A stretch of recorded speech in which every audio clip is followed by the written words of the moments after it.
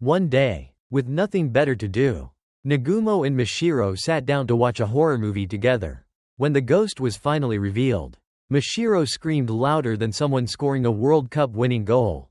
While Nagumo was still trying to process what he saw, Mashiro immediately threw a handful of salt at the brand new TV like it was a cursed object. Turns out, she's terrified of ghosts in the dark. She tried to talk about it with Nagumo, but he brushed her off, claiming ghosts don't exist. Mashiro tried to argue, but all she got in return was a lecture about childhood imaginations running wild. Just then, a visitor arrived. It was one of Mashiro's classmates. They weren't exactly close, and their greetings were awkward at best. Just a basic, "I'm fine. Thank you." He'd come because something spooky was happening near his house. Every night at exactly midnight, he'd get chills down his spine. So, he set up a surveillance camera. And sure enough, each time he reviewed the footage, a blurry figure of a girl in a white dress with long black hair appeared. Just like in those cliché horror movies. The guy said he had gone outside several times to investigate but found nothing. Nagumo guessed it might be a prank and offered to go check it out with Mashiro. While he was full of confidence, Mashiro looked like she was going to faint. She even joked about becoming an exorcist instead of a detective. She initially refused to go, but Nagumo reminded her that detectives don't get to pick their clients based on convenience. Sure, dodging scary stuff might feel easier, but doing so meant she'd never see the back of a true detective. His dramatic pep talk gave her just enough courage to tag along. She also recalled his ghost defense techniques: go for the nose, and if that fails, use a solid knee strike. When they arrived at the guy's house, they asked if the ghost only appeared when no one was around. He confirmed that whenever someone was in the room, nothing happened. As they watched the monitor, suddenly a strange interference appeared, but it was just Nagumo passing by shirtless. A moment later, though, the screen glitched again, and the ghost actually showed up. Mashiro screamed even louder than before. Nagumo, in typical fashion, sent the most frightened person, Mashiro, out to chase the ghost, relying on her panicked sprinting skills. But of course, the ghost vanished before she got there. Determined, the next day they tried again. Every night they repeated the process. And even after a full week, even in her most unhinged, skibbity toilet mode, they couldn't catch the ghost. So this time, they changed tactics. As soon as the screen started glitching, they smashed through the window with a surprise attack. Except, instead of the ghost, it was Mashiro appearing on the screen.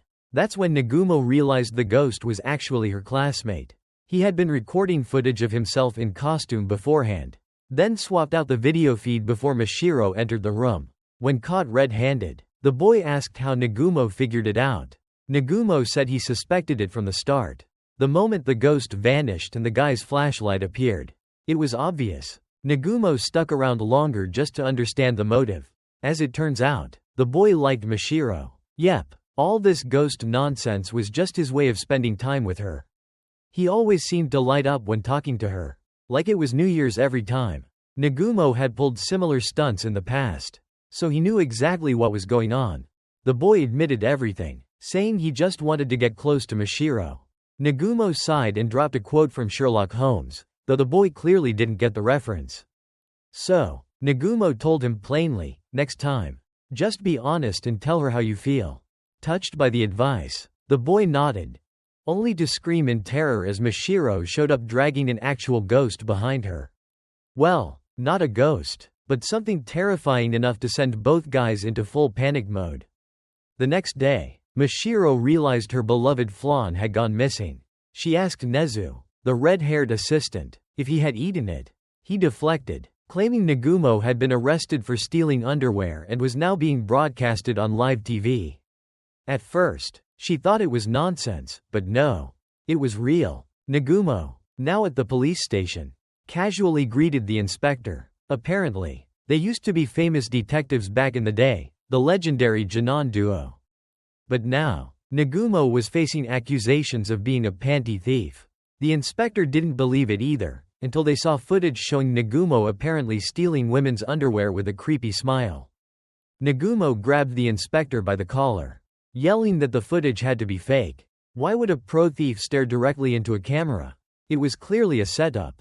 The inspector told him to prove his innocence himself. Confident, Nagumo said his wild assistant would get to the bottom of it. Meanwhile, Nezu was supposed to help but instead got caught stealing underwear himself. Mashiro, now furious, threatened to send him to the ancestor altar if he messed up again. She then laid out a map, marking the places where the thief had struck, all near their office. The real culprit must have looked like Nagumo and intentionally appeared on camera to frame him. Mashiro quickly sketched out a Big Dipper constellation, which blew Nezu's mind, but the theory of arresting everyone in star print clothing was a little far-fetched. So they changed tactics. They decided to bait the thief by hanging some very tempting lingerie at Nezu's place.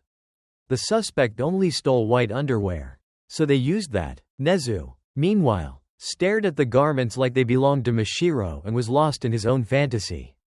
Suddenly, someone who looked just like Nagumo appeared and tried to steal them. The thief ran, and Nezu leapt out the window to give chase, but fainted when he saw a butterfly. Once again, Mashiro had to save the day. She jumped on her scooter and took off, confident he'd never get caught. The thief smirked, but Mashiro shouted, "Prepare for my new weapon, drone attack." She didn't actually have a drone, but the bluff worked. The thief panicked and ran. But then he tried a disgusting trick, stripping down and wearing only a white cloth like some kind of pervert monk to blend in.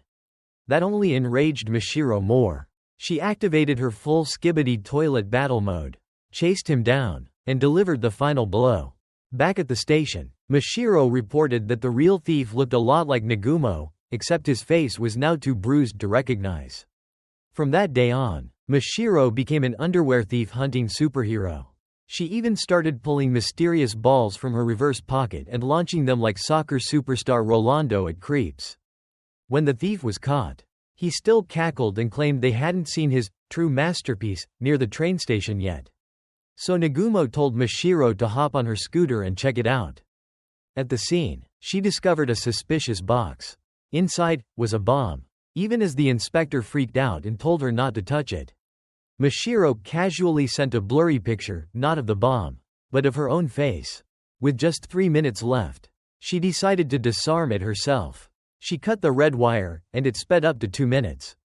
Realizing she couldn't defuse it in time, she jumped on her bike and sped off to an abandoned stadium. But she couldn't escape the blast radius, so she did what any anime character would do. Rolando-style kicked the bomb across the field. Coincidentally, Nezu was already there taking artsy photos of abandoned buildings.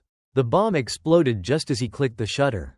And whether our unlucky detective duo survived or not, well, you'll have to tune in next time to Anime 79 to find out. So don't forget to like and subscribe for more wild adventures of the world's unluckiest detective and his chaotic assistant.